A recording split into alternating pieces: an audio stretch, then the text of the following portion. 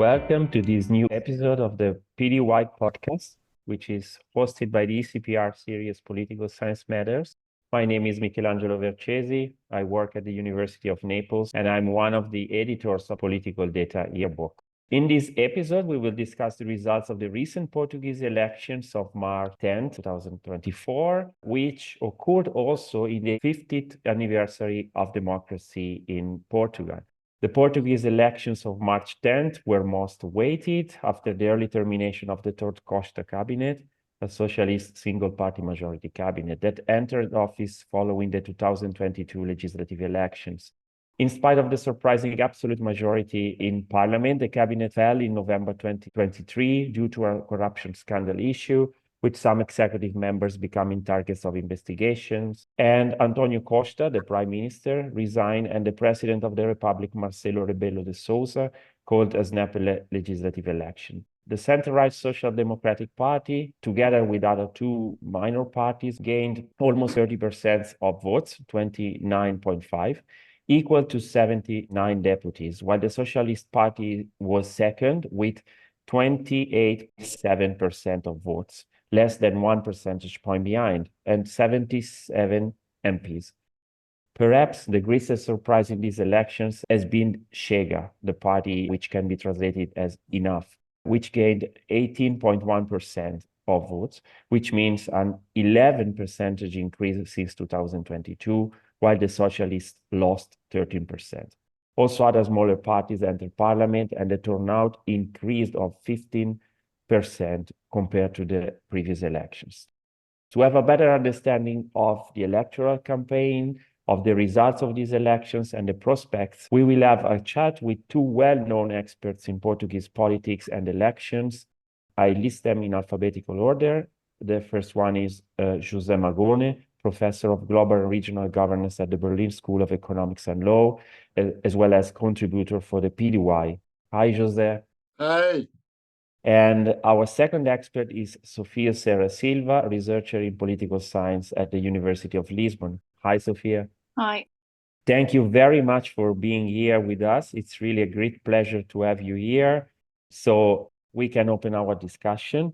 I wanted first to ask you something about the electoral campaign. So I've just said that the corruption scandal was one of the key issues in making the Costa cabinet fall, if not the key issue.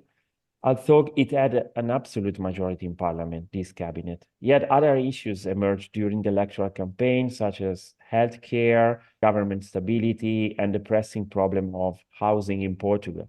And of course, the role of Chega in the party system and the possible coalitions that can emerge. In this regard, I would like to ask you, what were the main issues that party addressed in the electoral campaign, and if there were major differences between the socialists and the parties in opposition in terms of focus? Basically, I found the whole campaign very interesting because for the first time you saw really a complete even fight between the left and the right. The left and the right presenting similar problems with different solutions. As you said, Michelangelo, the housing factor, the rents that are increasing very fast and creating problems for the people, but also the National Health Service was a major issue because the socialists were 9 years in power, but it didn't change very much. So basically in the campaign, what we had is all the problems in Portugal. The right was also pushing very much, so the different parts in different ways. The problem of productivity in Portugal, the economy was not performing as well as it should be. So they were pushing really for this aspect that less distribution, more production. And so they tried to create this cleavage between the two aspects of Portugal because the socialists or the Geringonça, so the parties of the left, tended to push more for distribution in one of the most unequal countries of the European Union, while the right was saying, yes, we have these problems, but we need to improve our economic infrastructure, give more space to private enterprises, and so on. And basically, these was all three parties were pushing for this aspect. Chega was more social, was presenting elements also of the left in their programs, but Liberal Initiative was pushing more for this that you should promote the public, so private enterprise, and so on. And the PSD was trying to be this moderate party between the different groups and so on, but still promoting the idea that we have to invest more in the private enterprises and allow more the economy to improve. So the left would be then more these distribution aspects, and the right was more these production aspects that they were presenting. Then there was this ideological aspect with Chega. Will we cooperate with Chega, a populist party, or should we not cooperate with Chega? Chega tried to present an image of a party that was now integrated in the party system, and they tried to moderate their discourse. And it seems that it was able really to expand to new groups and so on. So basically, in the end, maybe one last point that I would like to say about the campaign is if you looked at the debate in the RTP, which is the main Portuguese channel, it was interesting that the main debate of all candidates was very Scandinavian. I know the structure of the Scandinavian parties, lots of small parties, all parallel to each other, and everybody had about 5 minutes to say. And some of the leaders were not able to deal with this. Particularly, the Socialist Party had difficulties to present its points and so on. Chega was quite good in presenting it, but others had difficulties. So this Scandinavian style, I found it very interesting here. This was the first time that I saw this format, 8 parties, looks like Scandinavia. Well, many thanks, Jose. And what's your view, Sophia? So overall, I would say that the campaign was predominantly focused on potential coalition and parliamentary agreements, especially due to the strong performance of the Radical Right Party in the polls. So in this election, I have to say the polls were quite accurate. So what we got last Sunday was practically the same or most similar to what the polls were revealing during the campaign. So from early on, they highlighted Chega's increasing support. So these, of course, shifted the conversation towards political maneuvers, potential and possible coalition scenarios, about parties' red lines regarding the radical right. So that, in my perspective, eclipsed the opportunity for a debate based on ideas and different visions for the country on policy proposals.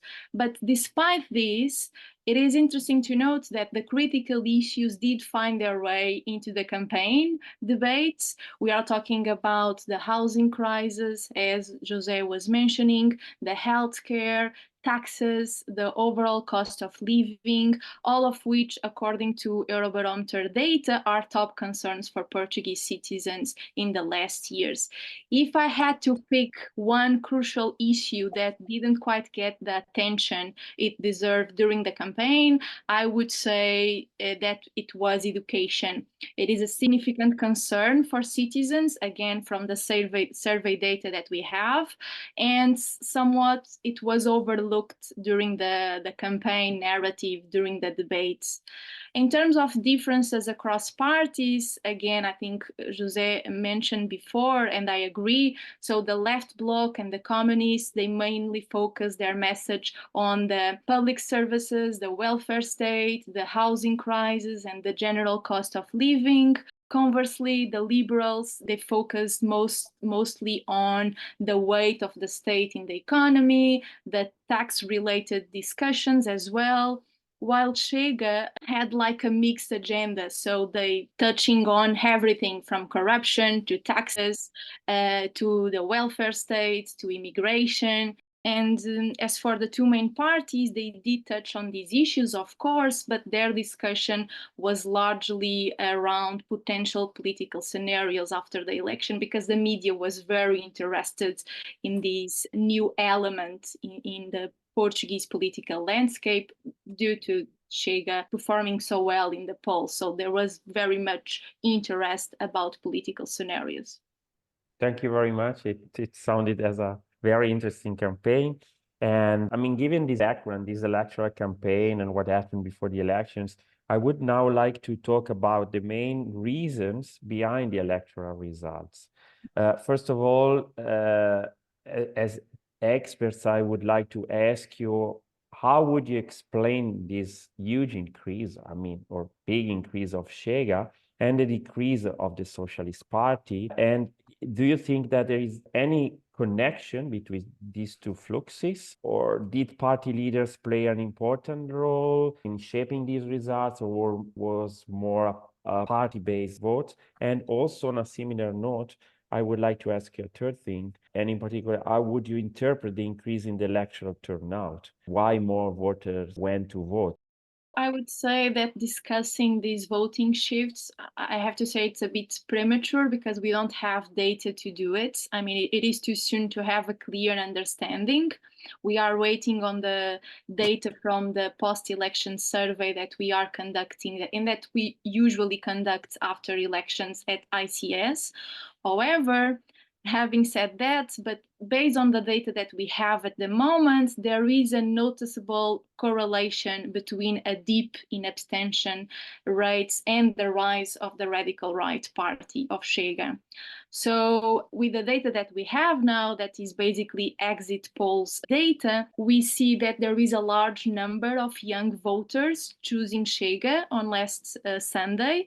So we are now more aware and familiar with their support base, and we can say that the primary support base of Chega consists of young men with lower levels of education. So these three variables are quite important. So education, gender, and age. So based on that, based on the fact that we know for sure that young men with lower levels of education were the main electoral base of support of Chega, that is a demographic quite distinct from the traditional base of the Socialist Party, which usually attracts a more diverse group of voters, but specifically they usually attract older voters. So again, the relationship between these possible voting shifts between the Socialist Party and Chega, I mean, they do not hold because of that as well. I would like to say one more thing about Chega and the performance of Chega and the Socialist Party, because it is particularly striking to observe the relationship between age and voting, particularly in this election. So the Socialists, they lost ground among young adults.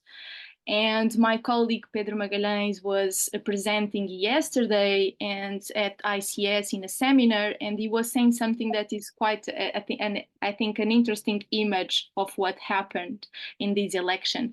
He was saying that if only young adults were voting in this election, the socialists would have had an even difficult result because they completely lost ground among this group of voters. Regarding to the electoral turnout, yes, turnout experienced a notable increase, reaching levels not observed in Portugal since the 90s. So that's quite interesting. And what we think now is that these are voters that who previously abstained from voting, so they do not have the habit of voting. Also interesting because we can now understand better, or perhaps have some hypotheses about what is going to happen with Chega, because this is the base now of Chega. So because of the fact that we are seeing this correlation between the decrease in abstention and the support for Chega, and we are seeing that most of Chega's voters are perhaps and most likely people that have not participated in past elections. So the stability of the patterns that we are seeing, they are quite uncertain. So it isn't clear if they are going to persist. So the mobilization we got on last Sunday may be very specific to the context of this election. And of course, because of the capacity of Chega of mobilizing these voters that it seems they didn't vote before. So these are not regular voters that change their votes in previous elections. These are people coming from abstention. And because of that, because these are first-time voters because of their age as well, or irregular voters that are coming from abstention. We don't know how to read these numbers, to be honest, because these again might be very specific to this election in terms of the electoral turnout increase. That might be very, very specific. And also we don't know what is going to happen with this large base of support that Chega got in this election, because again, because of the characteristics that we are seeing from these voters and because the support they got, I mean, it could be very volatile in the future. I'm not sure if the party will have or has the ability right now to keep these voters mobilized and voting in future elections. It might be very soon, to be honest. So that's my insights in terms of the electoral turnout. Well, many thanks. And Jose, what do you think? In particular, I would ask you if this is also your interpretation, and what do you say single parties has played a big role in shaping electoral results, were appealing to voters? I think it was a very good description of what happened in the elections. Politicians matter. The personality of politicians matter. And we don't know exactly what will happen to Chega because it's a party of one man. Ventura is able to, has this charisma. We don't hear about the other guys. We hear just about Ventura. And this is the problem. It's a charismatic party that Pane Bianco spoke about this idea of the charismatic party with the PASOK and so on. So the problem is, will it survive? I mean, if there are other groups that begin to say, no, we don't like to go in this direction or that direction, and so on. But for the moment, actually, we have to say that it was very successful. And this contrasts heavily with the Socialist Party, with non-charismatic leader. The leader was not able to, and then it was also the corruption scandals that played a role here. But the worst performer, I have to say, Luis Montenegro. He is the leader of the opposition, and he was not able really to take off, to occupy this space. And even to occupy, there are no charismatic leaders at the top level at these two major parties who he occupied this space. And this is something that one has to think about also, why they were able then to get all these people from abstention. The abstentionists, some of them don't feel represented by the system because they don't get anything, or they are very poor, or feel that this offer that they have from the political system is not enough. André Ventura created a new offer. Iniciativa Liberal, a new offer. So these are new offers, and it seems it's mobilizing the abstentionists. No? And that's interesting thing about the elections, that basically Portuguese politics is no longer so boring. It's becoming more interesting because you have more players and more possibilities, and basically Peter Mayer would say political innovation with new geringonça and other coalitions and so on. And I think this makes it, Vickers, one of the most interesting countries now in Europe, probably.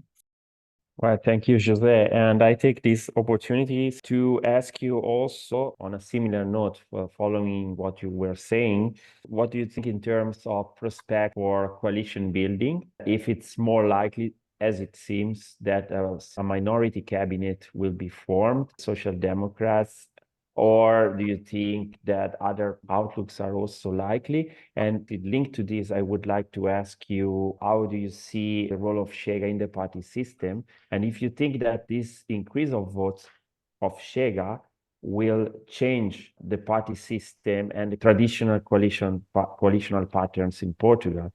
So, in my opinion, at the moment, we have three parties, the four normal parties on the left, and three parties on the right. And you have PAN. PAN is a kind of ecologist party, tends to go with the left because its socialist parties were in power, but they could also go to the right. So it's depends if this programmatic of PAN, so the party of animals and people, nature. The right offers also them some of these aspects that they want to fight for, like climate change and so on and so on.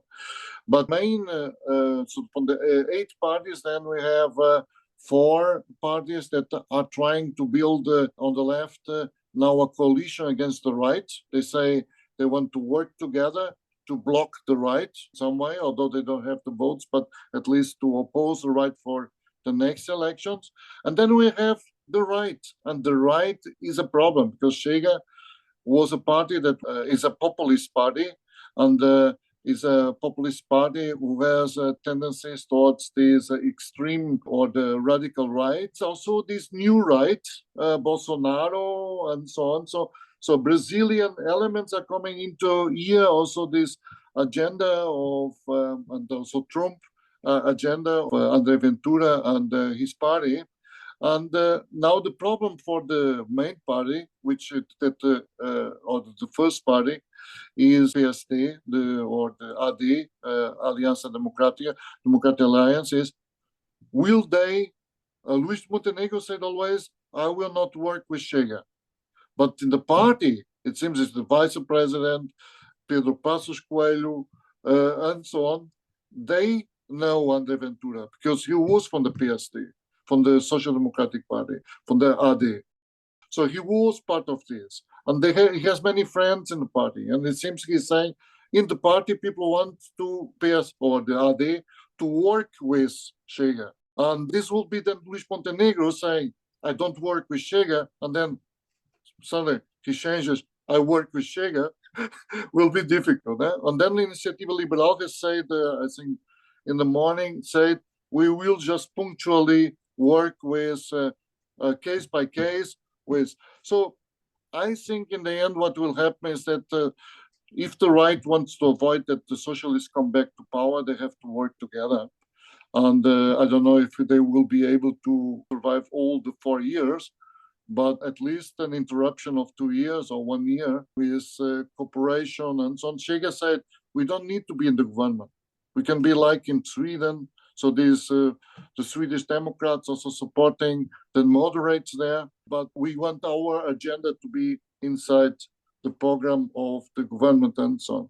So I think there will be, if the right wants to rule, they have to work together, and it's the only possibility because the PSD and the PS, because of the Geringonça in 2015, where the PS created a majority against the first party, which was the PS at that time, Força Portugal, basically, which the CDS and so on. They alienated really the relationship between the socialists and the social democrats.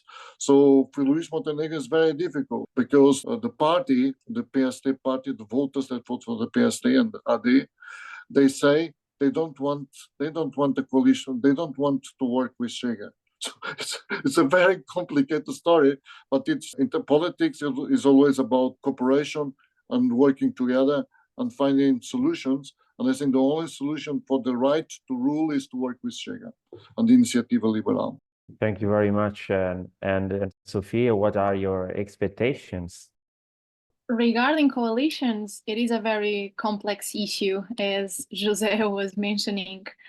So the Liberal Initiative, the Liberals, they have clearly stated now they are not interested in joining the government. Instead, they seem to favor a more kind of flexible approach, preferring to negotiate on a measure-by-measure basis. This, of course, is due to the fact that the Democratic Alliance that won the election and the Liberal Initiative, the Liberals, even together, they do not hold a majority in parliament, and actually they have fewer seats in parliament than the left combined. So they find it more beneficial, I would say, to engage in negotiations with the center-right party on an individual legislative basis in parliaments. The challenge is that I think no matter what solution emerges from this, governing is expected to be quite difficult in the next months, in the next years, under the circumstances that we are witnessing now and because of the results of the last election. Of course, at this moment, of course, I mean, this could evolve and could change, but the most likely scenario seems to be a minority center-right coalition government formed by the pre-electoral coalition of the center-right party, PSD, right-wing party, CDS, PP, who run together in this election. And so that's the most likely scenario, I would say. Regarding the impact of Chega in terms of these scenarios of coalitions, I mean, I would say that first, the rise of Chega is certainly starting to impact the coalition patterns in Portugal. We didn't talk about its impact on the party system, but I think it's also quite interesting because the Portuguese party system has completely changed in the last years.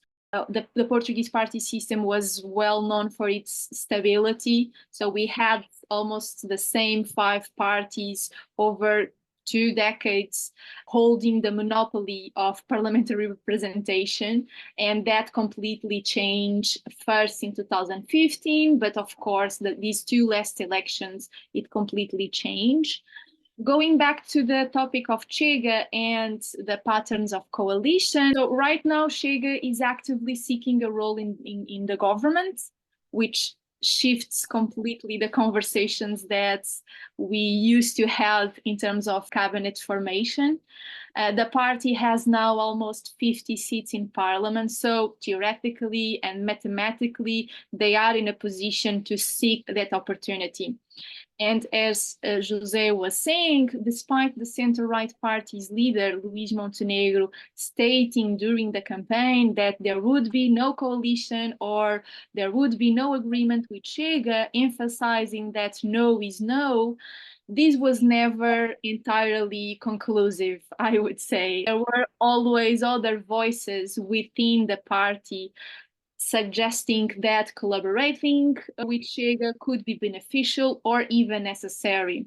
And these voices are still here. I mean, they, following the surprising election results, these voices are still there. So now the direction that the center-right party decides to take on this issue is crucial, I would say. So reversing their decision of no is no could alienate their electorate. But without the radical right support in parliament, they might have to rely on the socialists to pass legislation, import legislation in parliament. And the problem is that even though historically these 2 parties, the center-left, the socialists, and the center-right, PSD, they share common ground on many policy issues, on many policy dimensions. Over recent years, especially since the bailout, they have drifted farther apart.